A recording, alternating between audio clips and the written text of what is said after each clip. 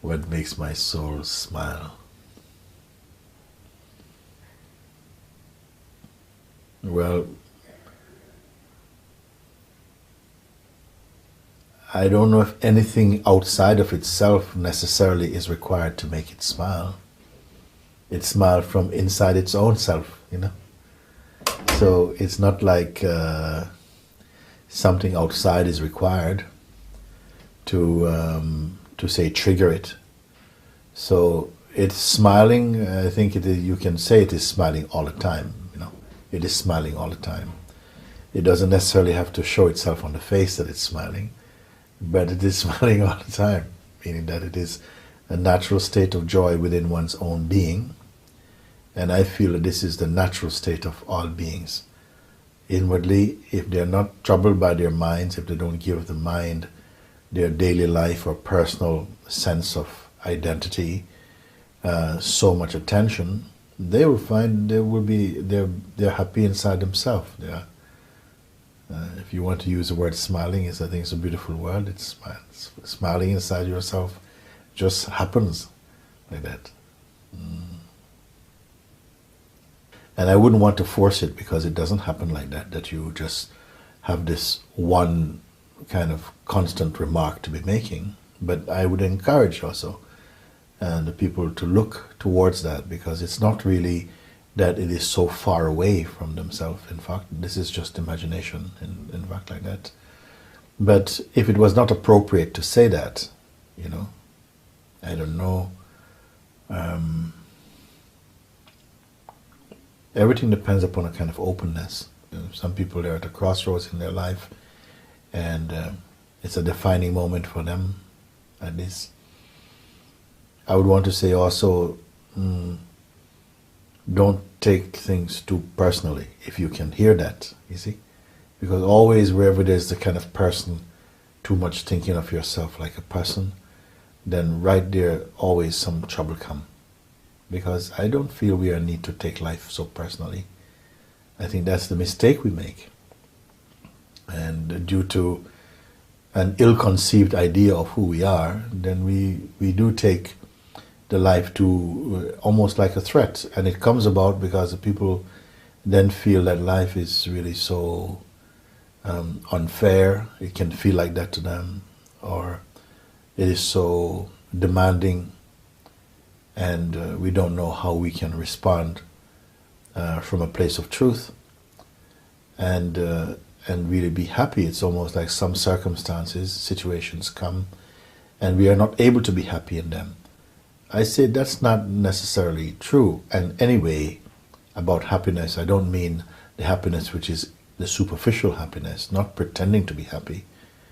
So there's a happiness that is so broad that on the surface it can look like you're deep in thought or something like that, but underlying that there can be a beautiful space which I call joy or peace, a loving state at the same time. We sometimes feel like we cannot have these two states, either you're unhappy or you're happy. I said it's not like that. The natural state is to be joyful. Not necessarily joyful about any particular thing, but just the joy of being. That is our natural state. So I feel that, again, coming back to the point I made, very often I think people put too much energy perceiving life personally, and then also problematically, that something, something's a problem, and why this happened to me, and get caught up too much into that type of traffic. So if I could, and if there was openness, I may find myself saying, listen, don't take it so seriously. It's also passing. Everything is passing. That would be probably one of the things I would say, or don't identify so strongly with anything, because it's just life, it's just moving on, That again is not easy though, because again, when we take things personally, we become very, very serious. And then if someone says to you, listen, relax a little bit and, pull back and learn to observe a bit more what's going on, rather than to be so quick to identify, then some people will hear that and make use of it and see actually the beauty in that, to take some space, meaning to become a bit more detached, and that sometimes things are not really as bad as they initially appear to be. So if you're able to observe, you may come to see that some reactions may happen, but you don't identify with those deeply as well, and then a clearer space comes like that. I feel that there's a place for grief. If someone is grieving, I feel that there's totally a space for grief also. I may not want to go and to intrude and even somehow to say something to try and get people out of grief. I think grief is a very credible experience and feeling also. So that if somebody is grieving, I think there's a room. I mean, I don't feel that we have to be happy all the time in that sense that, if somebody's looking sad, there's not space for that. I think there's tremendous space for that. Because sometimes out of this experiencing sadness can be someone's opportunity to face some things in themselves that they've not so far been looking at. So there has to be space for that. So I would only really want to, I don't know if the word is to console someone, if I felt that somehow they were slipping away from a place which I would have to intuit within my own heart, that they're slipping off and they really do need, some contact that can actually help to bring them back a little bit to a state of some balance. Because it doesn't do good to anybody just to be drifting off into a deep sorrow and getting lost in that and so on. That's not good. No.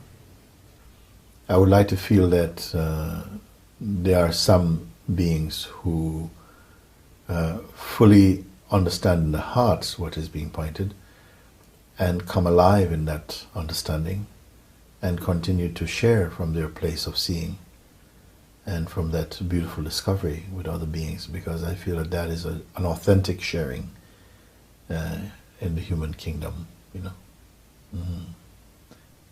Being free from the hypnosis of conditioning is the biggest smile you're going to feel in your life. Because as long as we are holding on to ideas about who we are which are not true, then you cannot really smile with your heart. I mean, you may have a laugh, you may have a joke or something like this, but I don't think that you're asking that question just like a momentary smile. Because even the most miserable person in the world must have a smile now and again. But I think I'm responding to your question like something very profound, but really brings a smile that begins in the heart and shines, just as, unquestionable joy from your heart. I would have to say that is someone who has found themselves, someone who realized the truth of what we are rather than what we have been conditioned to believe we are. And this is totally, totally possible. In my line of expression, you may say, it's only for that. Because we see the outcome of not recognizing that we do so many crazy things in this world and hurt ourselves and other beings. So for someone to realize, to recognize, again, their true nature, that is, you're smiling in every being. It's very infectious to find somebody who is happy like that, who is happy, but it's not about a joke. You understand? Who is just happy. Because why? You say, why are you happy? I don't know. I can't even say why I'm happy. That is the best kind of happy. When you cannot even say why you're happy. If you can say why you're happy, then your happiness is going to finish soon. But when you don't know why you're happy, you just can't help being happy. You even try to be sad, you can't succeed because your light is so on. That is the happiness for me. And that happiness I love to see in human beings. And not just human. I like to see a dog happy. I see a happy dog. A dog smile also if he's happy. I even see birds happy. I see them happy. I see how they behave. I don't know what they're happy about. But they're happy somehow because for me, I cannot explain any other thing than to say, because they are life. I am life. I'm not even living life. I am life. We are life. And in that joy, I don't want to tell people be happy. I said, I don't want to trouble you to tell you be happy. I just want to tell you you're love. You're okay. You know, I say I don't want to remind the world that it is suffering and that it is unhappy. I want to remind the world that it is beautiful and free. Because people forget this. That life, we're not here just to struggle, you know, or to party. I'm not here to party. I'm not interested in, I've done enough partying. It's not party, but I don't even want to say I'm here to celebrate life even. I'm just here and it's enough. My here is enough. That I'm happy inside my heart. And everything that's inside, every cell in my body is dancing to see that joy in other beings. You see? So I don't know where to go. I don't know where to go with that joy. I don't know where I can be without that joy. And so something inside, I don't know what compels me or compels this body to try and somehow remind, because I cannot create it. I can only remind you that joy is inside you. And sometimes we have to work a bit at it. Sometimes you have to remind someone, listen, let go of this. Sometimes I'll even push you even, you see. You say, what you doing? You're crazy. Leave this alone. You know, you're just messing yourself up. Just to allow your light to shine again. So, I don't see any other thing. Because pleasure you can find, but happiness seems rare. And yet I say that our being is happy. By nature, I know it. It's not my belief. I don't believe these things. I know it. I am it. And if I am it, I'm no more special than any other human being. Then you must be it. And that's not a supposition. That is an affirmation that you are that. But I know that it's not enough just to say these things, you know. Your life has to be the evidence of what you say is true. I'm not going about trying to be happy. I don't have to try to be happy. I fail miserable at being unhappy. I can't be unhappy. You understand? That's the one thing I can say I fail. I don't even fail because I don't even try. Why would I even try to be unhappy? But it's just there, you know. And it's like that. It is like that. So, in summarizing it, I would just say to discover oneself, you know. Because if you don't, then whatever happiness we find in this world is momentary. But when you are, again, I would say that when your mind and your heart connect, then the lights go on. I think this is the light you're talking about. And if you see, sometimes we see it in the face of children or something, but it's only a spark. Even they cannot keep it. It comes really with coming home. I would put it like that. And I don't want to feel that is too much to put in front of a human being, because then I will be insulting human beings. So does it take a bit of work? Yeah, in the beginning it takes a bit of work. Not because it itself is work. It itself is not work. But because we have put too much attention on the wrong things. You see, then it takes a bit of work to kind of just to turn the attention back a little bit. But as soon as we begin to discover again our original joy, we don't need any encouragement. That's enough encouragement already. You know you're onto a winner somehow. And you just want to be there. It's like life pulls you, like it embraces you and pulls you inside. But if you don't know of it before, like one time I was not aware of that. So my life was momentary joys, momentary pleasures, momentary sadnesses, and whatever. But this, I received what I call like a kiss from within myself. And that just completely devastated me in the most beautiful way. You understand? I mean, I couldn't carry on my life how I was before. It just started to change. And it's the best change it's still changing. Even on the surface, it's still changing. But something inside is not changing. And there's that duality in life. Something is changing and something is not changing. And I've found that which is not changing. And then what is changeful, I can enjoy now. Before, I was a bit more afraid of what is changing. Now I'm not afraid of what is changing. Because you find what is not changing. You see. And that's a smile that is not made just with your lips, nor with your mouth. It's made with your whole being. Enjoys that smile. And satsang is one of the very few and authentic environments for me.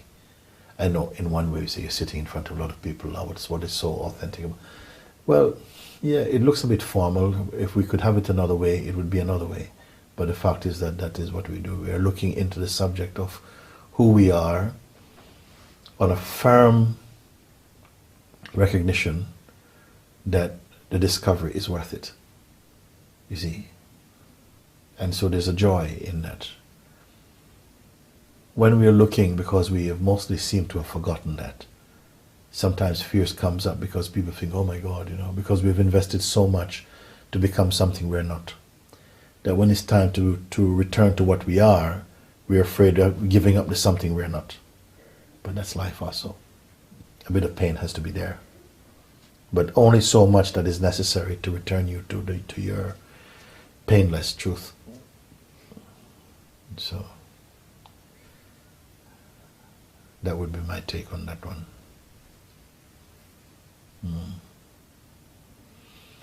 I want to say, if I say something, that whatever happens, everything is okay. Whatever happens. The final word is everything's okay. Inside the heart. Something takes care of you. Whatever it is that happened. And I know that even if it comes to losing people close to you, I've lost my son, I've lost my sisters, my brother, and so on, and friends who grow up. But you reach my age, you start to find a lot more people around you who have been passing away and so on, and people you have shared very closely with them. You feel the pain of that. And also sometimes with things going on inside this body, you go to a doctor and any moment, they can be telling you like you got this prostate cancer or something. Your life gets ready for that. And then you begin to see that it's all momentary, all of this. We put so much energy, but you cannot keep it. Because even the body that you need to enjoy, you cannot keep. And it's a time when you reach a certain level of seeing inside yourself that everything is passing by. And you grow up very quickly. You grow up very, very quickly. To the point where like I said in satsang, that I don't have a future. Therefore, I am supremely happy. I'm not concerned at all like my happiness is next week or something is happening. I'm just here now. And there's a fullness, a richness about that. Because I know the reality that tomorrow may not come in terms of, we live on a lot of projections that, people say, oh, next year I'm going to do this. And for me, that's, wow, really? I don't know what that is. I only know next year doesn't exist for me. Last year doesn't exist for me. Yesterday also, I have to try to catch my memory about what yesterday was. It doesn't have any real life in itself. I found something which has no yesterdays and no tomorrow about it. It doesn't even have a today about it. That has been the most beautiful discovery. But I can't discuss that. I can, but it's not really worth it. But there come a time when there are people who just understand that. I don't know, they have a way of just understanding these things, and they say, "Hey, I'm on board with that. I'm here with you." But it would be like that. Whatever happened, especially if you can just pay attention that everything comes and goes, everything comes and goes, everything comes and goes. Even this body is going to come and go. But something will witness also this body coming and going. And I say that you are okay. Yeah. Namaste. Thank you so much.